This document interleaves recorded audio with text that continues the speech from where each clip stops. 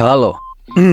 Izinkan saya menghibur pemirsa sekalian dengan menceritakan tentang seorang pembunuh bayaran yang memiliki keahlian tinggi dalam membuat korbannya meninggal seakan-akan terlihat seperti kecelakaan. Tentunya, film ini menampilkan aksi laga yang intens dengan koreografi pertempuran yang dinamis dan cocok bagi kalian yang menyukai dan gemar dengan genre action. Baiklah, tanpa berlama-lama, mari kita bahas filmnya dan selamat menyaksikan.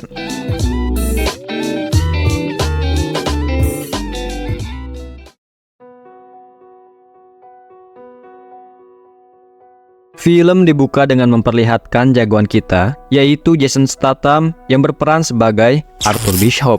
Ia terlihat sedang santai di kapal pesiarnya sambil menikmati liburannya di Brazil.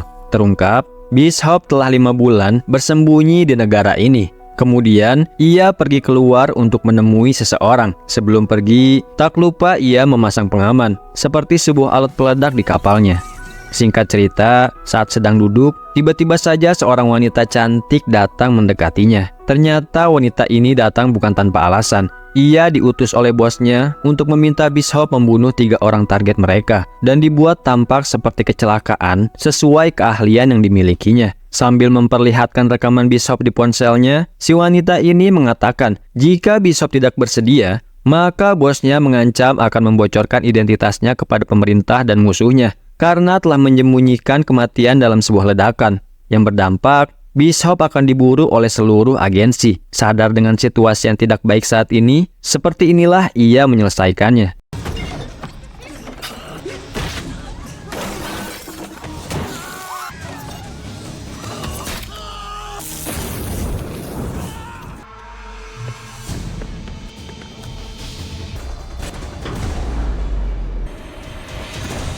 Dan inilah, setelah berhasil melarikan diri, Bishop pun kembali menuju kapal pesiarnya. Dari kejauhan, ia melihat seseorang yang sedang mencoba masuk secara paksa ke dalam kapalnya.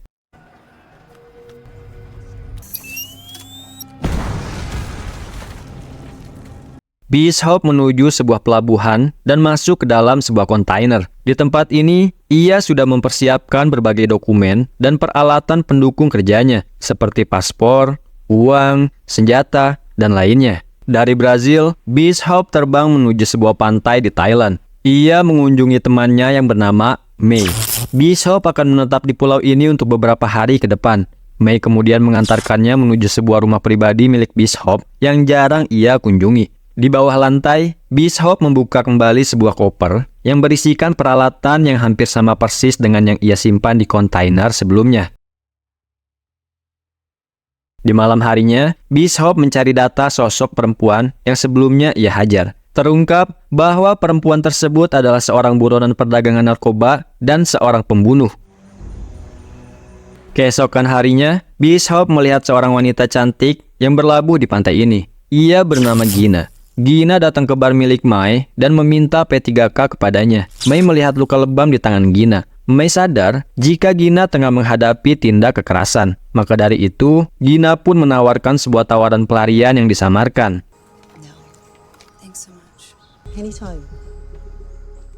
Di malam harinya, tak sengaja May melihat keributan di kapal pesiar yang ditumpangi oleh Gina. Dengan inisiatifnya, May kemudian meminta bantuan Bishop untuk melihat keadaan Gina di perahu itu. Awalnya, Bishop tidak mau karena itu bukan menjadi urusannya. Namun May bersikeras, memohon, meminta bantuannya karena ia pikir luka yang diderita Gina bukanlah luka biasa. Mendengar permintaan May, Bishop pun langsung datang mendekati perahu tersebut. Bishop pun naik ke perahu mereka dan menjumpai Gina hampir saja mendapatkan pelecehan dari pria tersebut. Bishop memberi peringatan untuk segera melepaskan Gina. Namun pria itu menolaknya dan malah melakukan perlawanan. Gina yang melihat hal itu pun langsung jatuh pingsan. Mereka pun kemudian membawanya ke pantai, sedangkan Bishop masuk ke dalam kabin perahu itu untuk mengecek identitas mereka. Dan tak diduga, ia menemukan sebuah paspor dan handphone yang berisikan foto dirinya. Tak mau meninggalkan jejak, Bishop pun kemudian membakar kapal pesiar itu. Lalu Bishop menemui Gina dan menyuruhnya mengakui tujuan ia datang ke pulau ini. Gina mengakui dirinya diancam oleh Crane untuk mendekatinya dengan tujuan agar Bishop mau melakukan apa yang diminta olehnya.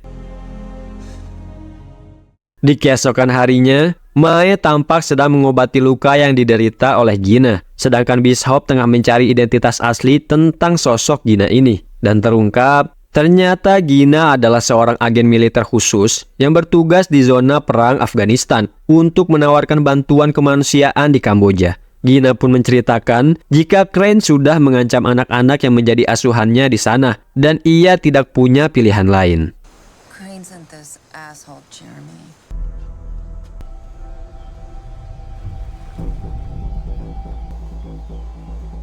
Mereka akhirnya terlihat semakin dekat, terlebih saat anak buah Crane datang menggunakan sebuah kapal kecil untuk mengawasi mereka. Bishop dan Gina harus membuat hubungan mereka terlihat sudah sangat dekat, demi keselamatan Gina dan para anak yang ada di Kamboja.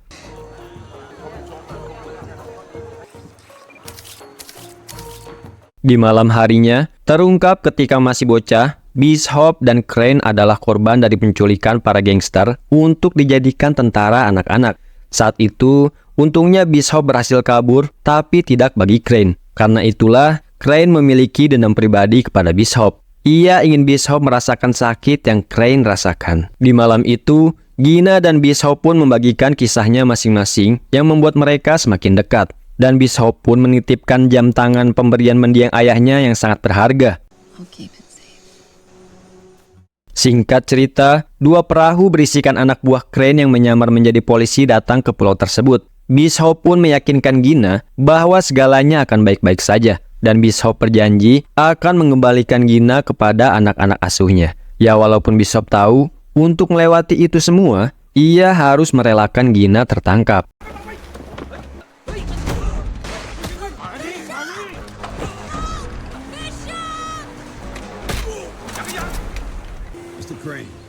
Mereka pun dibawa menuju Bangkok, Thailand. Sesampainya di markas Crane, Bishop terlebih dahulu digeledah enak oleh seorang wanita cantik yang menuntunnya untuk duduk di sebuah kursi. Ternyata, Bishop tengah menduduki setengah kilogram bom yang siap meledak kapanpun jika ia bergerak dari tempatnya. Crane adalah teman lama Bishop sewaktu mereka diculik untuk dijadikan tentara anak-anak. Crane menegaskan bahwa Bishop tidak bisa melakukan perlawanan apapun sekarang ini jika Gina dan anak-anak asuhnya ingin tetap hidup. Lalu Crane memintanya secara langsung untuk membunuh 3 musuhnya, lalu memberikannya sebuah dokumen yang berisikan foto target pertamanya. Lelaki ini adalah Krill. Ia dikenal sebagai seorang pembunuh massal dan panglima perang sekaligus pedagang senjata terbesar di Afrika. Sekarang, ia berada di penjara Kaedah di Malaysia. Bishop pun diberikan sebuah alat pelacak berupa pil yang dimintanya untuk menelannya jika sudah membunuh target dan hendak kabur, agar Crane bisa mengetahui keberadaannya. Where's Gina? Do the 3 kills, Arthur. Get the girl back. I wish you bonne chance. Scene berpindah ke Penang, Malaysia. Sebelum menjalankan aksinya, Bishop merencanakan semuanya dengan sangat matang. Penjara ini berada 70 mil di tengah laut dan berada di atas tebing setinggi lebih dari 100 meter dengan dikelilingi perairan yang penuh dengan kawanan hiu yang siap menerkam. Dan bagian tersulitnya, target selalu dikelilingi oleh para prajuritnya yang sangat setia. Untuk bisa masuk ke dalam penjara tersebut, Bishop akan menyamar menjadi Martin Baseman, seorang buronan kelas kakap, kasus predator seksual dengan tanda tato dadu di wajahnya. Lalu Bishop pun membeli sesuatu yang ia kemas seperti permen karet. Kemudian, sebuah rokok yang di dalamnya diisi alat GPS, hingga mentato wajahnya dan membuat paspor palsu menyerupai wajah buronan itu. Setelah semua persiapannya selesai, dengan mengantongi paspor di saku celananya, Bishop pun datang ke sebuah pasar dan berpura-pura membuat keributan di sana. Hingga dirinya pun diperiksa oleh polisi setempat yang mempercayainya sebagai buronan lewat paspor palsunya. Bishop pun dibawa ke penjara yang berada di tengah laut. Sebelum masuk, ia diperiksa oleh keamanan di sana, yang tentu saja hal tersebut sudah diperkirakannya.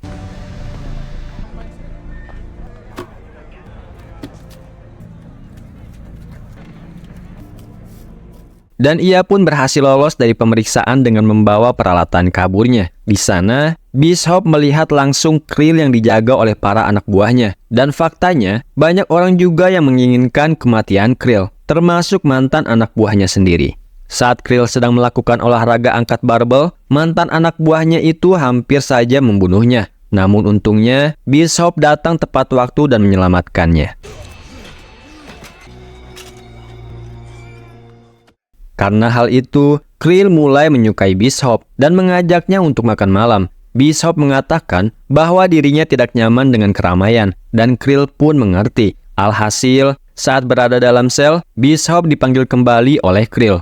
Di dalam sana, sambil berbincang dengan Krill, Bishop melihat sekeliling untuk mencari akal dan alat-alat yang bisa digunakan untuk membantunya menyelesaikan misi.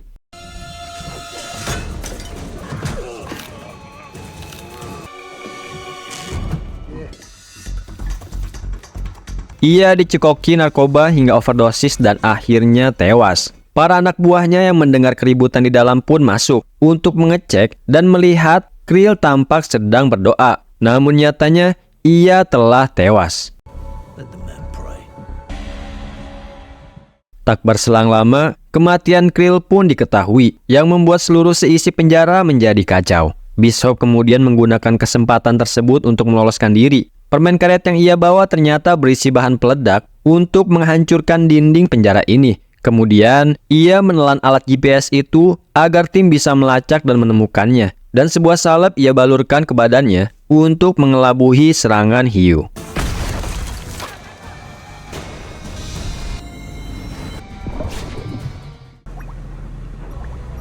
What the fuck? Looking for someone? Misi pertamanya pun selesai. Bishop kemudian menelepon Crane untuk melihat keadaan Gina. Crane memberinya waktu 36 jam untuk membunuh target selanjutnya, yaitu Adrian Cook, yang berada di Sydney, Australia. Adrian yang menjadi target selanjutnya adalah seorang miliarder yang bergerak di bidang pertambangan dan mineral. Namun, sedikit orang tahu bahwa ia menjadi kaya karena perdagangan manusia, khususnya PSK di bawah umur. Sebagai seorang miliarder, tentu saja ia memiliki banyak anak buah yang melindunginya. Dan bukan hanya itu, ia pun memiliki benteng di atas langit, dengan dinding dan lantainya terbuat dari beton setebal 1 meter, dengan setiap pintu yang terbuat dari baja nikel kromium setebal 15 cm, yang setara dengan 12 plat baja. Dengan banyaknya fasilitas pertahanan yang mustahil ditembus, tentu Bishop dapat menemukan setitik celah untuk menuntaskan misinya, yaitu sebuah kolam renang cantilever miliknya. Untuk memuluskan aksinya, Bishop pun menyamar menjadi seorang buyer untuk menyewa sebuah ruangan di gedung yang sama, yang berdekatan dengan lokasi targetnya, yang padahal ia hanya ingin menduplikat kunci ruangan tersebut. Setelah itu, Bishop kemudian melakukan percobaan dan meracik berbagai bahan kimia yang bisa meretakkan kaca tebal.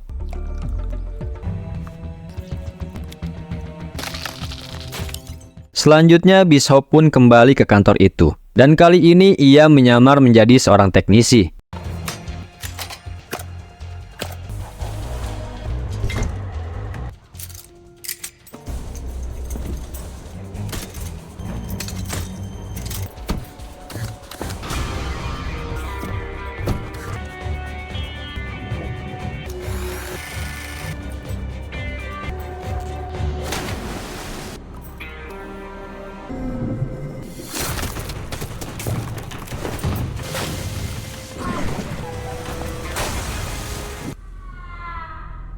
Ya, Adrian pun tewas seolah kematiannya disebabkan oleh kecelakaan. Misi kedua Bishop dinyatakan berhasil, dan Crane cukup senang mendengar hal itu. Saat akan melakukan video call dengan Bishop, Gina dengan sengaja menggeser sedikit kameranya. Lalu Gina meminta Bishop untuk melihat lebih dekat lagi. Namun karena hal itu, anak buah Crane pun menamparnya. Son of a bitch! Bishop sadar dengan kode yang diberikan oleh Gina. Kemudian, ia pun mencari tahu keberadaan Gina melalui nomor perahu yang ia lihat dengan cara menghubungi pusat dermaga untuk mengecek keberadaan kapal tersebut menggunakan sebuah nomor. 489-674-2239. Setelah Bishop mengetahui di mana letak persis perahu tersebut, tanpa pikir panjang, ia menaiki helikopter mencoba mencari kapal pesiar yang membawa Gina.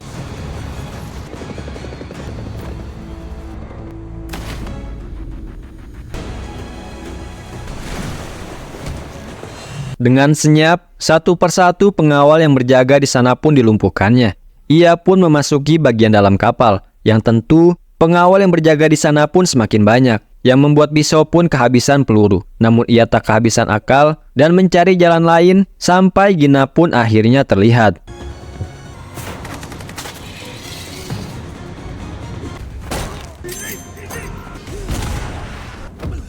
Sialnya, karena terlalu banyaknya penjaga, Bishop pun berhasil dilumpuhkan dan langsung dibawa ke hadapan Crane. Crane mengatakan, padahal Bishop harus melakukan satu misi lagi, dan ini yang terakhir. Setelah itu, ia baru bisa menemui Gina. Namun sayangnya, Bishop melakukan satu kesalahan, yaitu tidak bisa menahan diri. Mengetahui Bishop akan dieksekusi, ia pun memberontak dan kabur.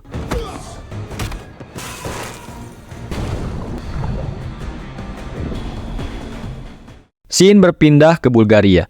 Bishop masih diberi kesempatan untuk menyelesaikan misi terakhirnya. Dan target ketiganya bernama Adamex, seorang direktur Euro Export dan penjual senjata kaya raya yang menguasai pasar Eropa. Bishop pun disuruh pergi ke selatan, ke kota pelabuhan Varna di Laut Hitam. Di sana, ia akan melihat sebuah bangunan besar berbentuk seperti pesawat alien yang dijaga sangat ketat oleh tentara. Dan hal yang lebih menariknya lagi, di balik sisi gunung yang tersembunyi, ternyata Max mempunyai pangkalan kapal selam yang begitu luas untuk menyimpan misil balastik antar benua. Tak ada orang yang masuk ataupun keluar dari tempat itu. Banyak yang mencoba masuk, namun mereka mati. Jadi ini akan menjadi lokasi paling sulit yang dimasukkan, sekaligus menjadi misi paling berbahaya bagi Bishop.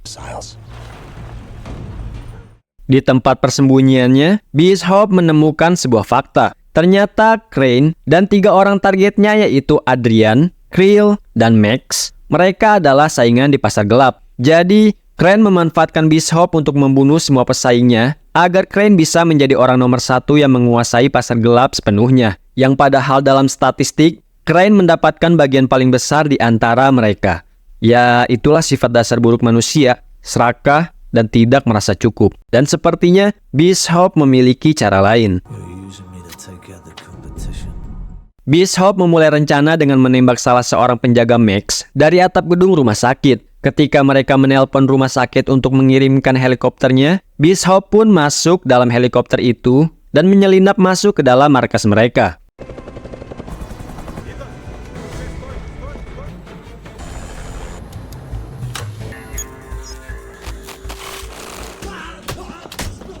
Max yang telah sadar markasnya disusupi seorang pembunuh bayaran profesional pun kemudian masuk menuju ruang bengkernya yang dipikirnya tempat paling aman yang pernah ada. Tanpa diduga, Bishop yang cerdas pun telah berada di dalam sana. Bishop mengungkapkan bahwa mereka yang telah dibunuh oleh Bishop adalah saingan bisnis Crane dan target selanjutnya adalah Max. Maka dari itu, Bishop menawari kesepakatan untuk balik menjebak Crane. Dengan cara, Max akan dinyatakan tewas dalam sebuah kecelakaan karena sebuah ledakan di area kapal selamnya. Dan ketika Max tercebur ke dalam laut, Bishop sudah siap berada di dalam air untuk menyelamatkannya dan membawanya ke sebuah pulau. Bishop kemudian menelepon Crane dan mengatakan bahwa misinya telah selesai. Dan sebagai bukti, Crane diminta mengirimkan pasukannya untuk datang ke pangkalan selamnya demi melihat mayat Max. Yang padahal itu hanyalah pancingan untuk menjebak Crane. Bishop pun kembali ke pangkalan kapal selam. Ia menyiapkan berbagai perangkap untuk menghancurkan bawahan Crane yang datang.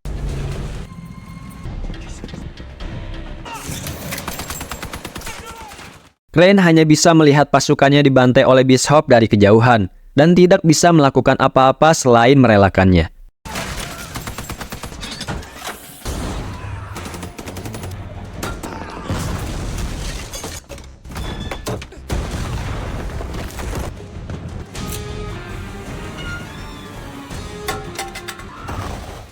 Kini ia pun langsung menyelam menuju posisi Crane untuk menyelamatkan Gina. Sesampainya di kapal Crane, Bishop pun langsung menghabisi satu persatu penjaganya. Gina pun berusaha memberikan perlawanan, namun Crane kembali menangkapnya. Bishop kembali menunjukkan kemampuannya.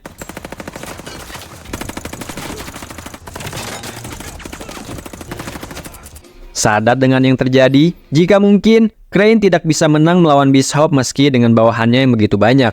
Crane pun mengaktifkan bom di kapalnya. I'll be fine. Saw Crane doing. Bishop yang mengetahui bahwa kapal tersebut akan meledak pun meminta Gina untuk masuk ke dalam kapsul penyelamat untuk dikeluarkan dari kapal dan memastikannya untuk tetap hidup. Sedangkan Bishop kembali mengejar Crane yang akan kabur bersama pasukannya. Crane yang panik pun menyuruh bawahannya mengerahkan kemampuan untuk melindunginya. Namun sayangnya ia lupa, yang menjadi lawannya adalah Arthur Bishop, sang legenda pembunuh bayaran.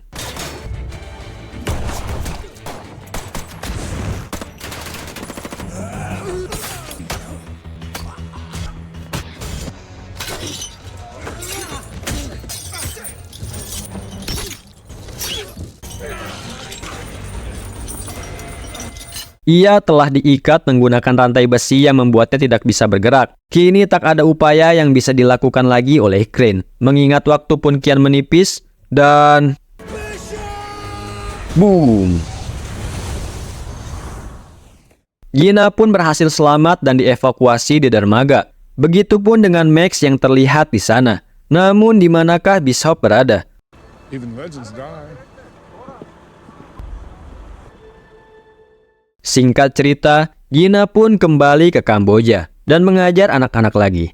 Lalu tiba-tiba, ya, Bishop pun muncul di sana. Ternyata Bishop berlindung di kompartemen jangkar saat ledakan terjadi. Hal itu dibuktikan oleh Max saat memeriksa rekaman CCTV yang berada di lokasi tempat pengangkutan bangkai kapal. Karena Bishop telah menyelamatkan hidupnya Max, maka dari itu, Max pun membayar hutangnya dengan menghapus rekaman CCTV untuk menyamarkan kembali kematian Bishop. Dan film pun berakhir. Terima kasih telah menonton video ini sampai habis. Dan terima kasih juga kepada semuanya karena telah mensupport channel ini dengan like, komen, dan subscribe. Semoga kita selalu diberi kemudahan dalam setiap aktivitasnya. Amin.